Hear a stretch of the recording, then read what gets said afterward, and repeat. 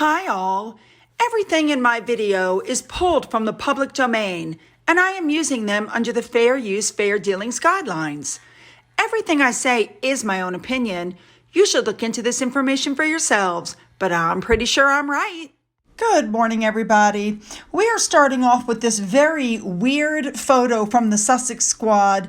Yes, that's Diana looking over Harry and Meghan and the shawl that supposedly contains a child. All right, moving on. I got nothing to say about this. Let's just jump in and go, shall we? Let's go.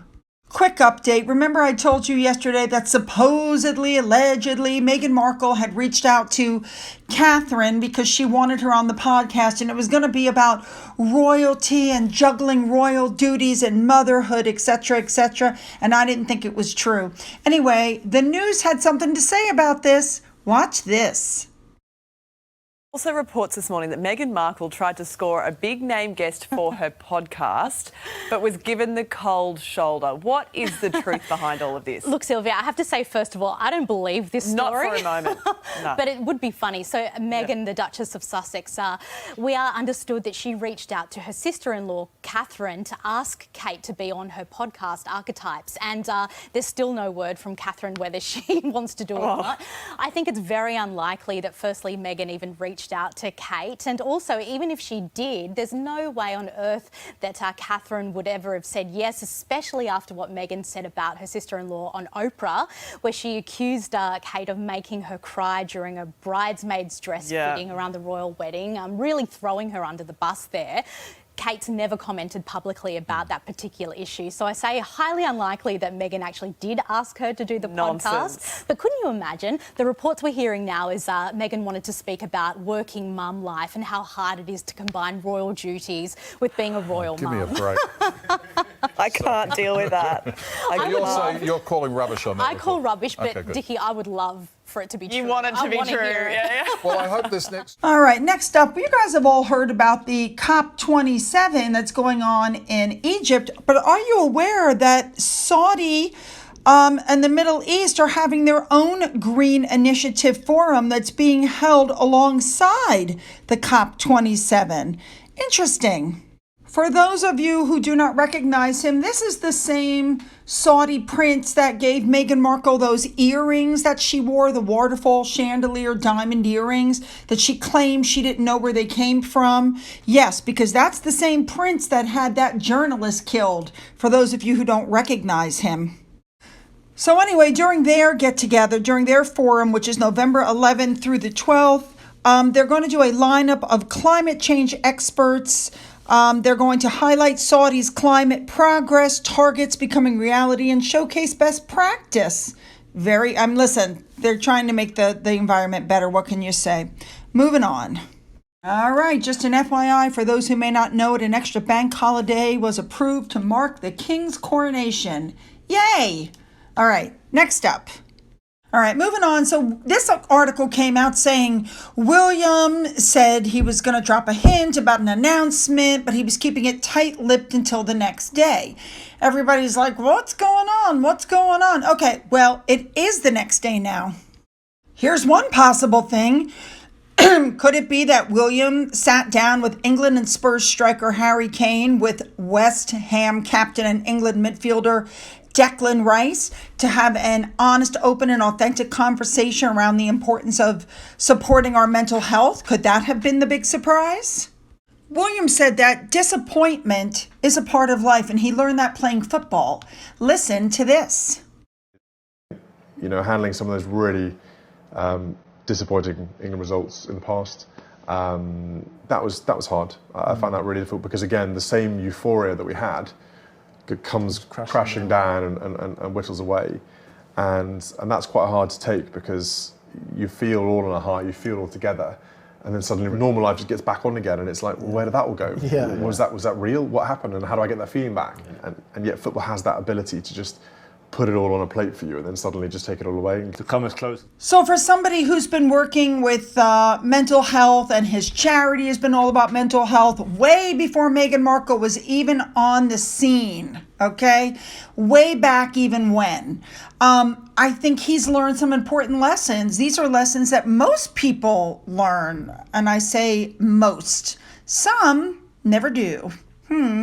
Interestingly enough. All right, time to move on. Now, the other interesting thing that came out is that William, the Prince of Wales, is going to start tweeting in Welsh. We know he speaks some Welsh, but he's not quite fluent. But apparently he's going to be working on that. I think that's absolutely amazing. Now, we know that he's also working with a Welsh language broadcaster as he's trying to boost ties with the country. Now, interestingly enough, let's not forget that he went back to Anglesey, I believe is how you say it, where he was living for several years when he was working as a helicopter pilot. He went there with Catherine. They speak Welsh, apparently. So, yeah, he's going to be working on that. I love that. All right, moving on. All right, it's coming out that Harry used to literally dangle it in front of William's face that you're going to be second in throne, in line to the throne, and I'm not. Ha ha. I can do whatever I want.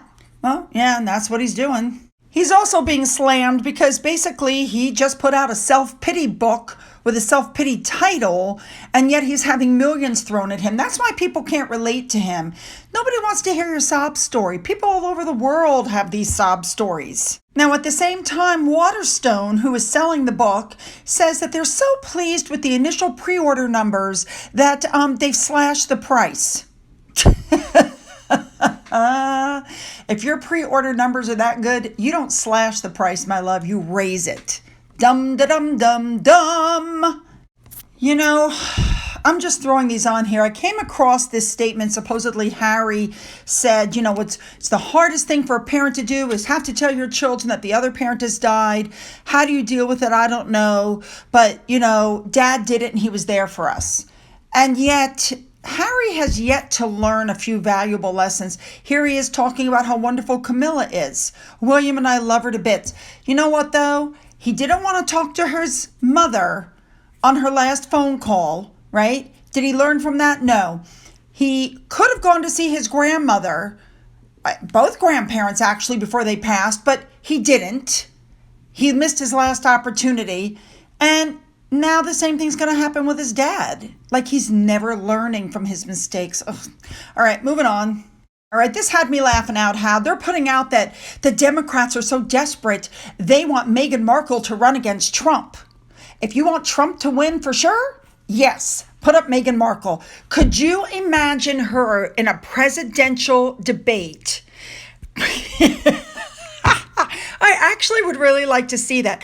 I would like to see her stand there and be asked all the personal questions about her life. You've never held office. You've never done anything. Please explain why you lied about this on your interview. Please explain why you lied about that. Please explain why you never showed this or that. You guys, they would eat her up alive. These are the kind of articles that just make me about poop my pants with laughing.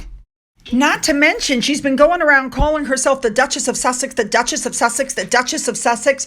You can't hold a public office if you have a foreign title. Sorry. Now, I have to tell you guys that is one of the reasons why people are suggesting that she keeps just simply saying, my husband, my husband, my husband, and she won't say Harry's name because she's trying to distance herself from Harry for that exact reason. It's not going to work. Now, in the middle of all of this ridiculousness, Archwell, which means Meghan, is putting her foot back and where it doesn't belong, sticking her nose into the elections. And she wants people to text this number, give us your plan for, what you're going to do, blah, blah, blah. In the meantime, they're harvesting your data every time you do that. So be super careful. All right, the final thing that I'm going to touch on is that supposedly they're trying now, it's been put out all over Twitter, they're trying to make Harry more, lusty, more manly, because he comes off like a wet noodle. And he looks that way in all of his photos, I do believe. And I got to be honest, I don't think there's any way to do that when you've got pictures like this, where people are playing with his nipples, or pictures like this where he's licking other men's nipples. I mean, guys, no, you can't make him look lusty. No. If you want him to look lusty, and you want women to lust after him, you got to get rid of these kinds of photos, and you have to put up something like this. This is what you call lusty. This is like Shazam. Yeah, no comparison. So I'm going to end with this photo. Yeah, Johnny. All right, you guys know what to do. Leave those comments below. Don't forget to check the subscribe button, okay? If you've already clicked it, double check and make sure that you are still subscribed. That's super important. Don't forget to go into the description box, which is right below the video. You guys know where it is. And there are links there for my Twitter, my Getter, my Rumble, and my Patreon account. They're all there. You can also email me. For those who have donated money through the coffee fund and through the thanks button, thank you so much. And as always, you guys, have a great day.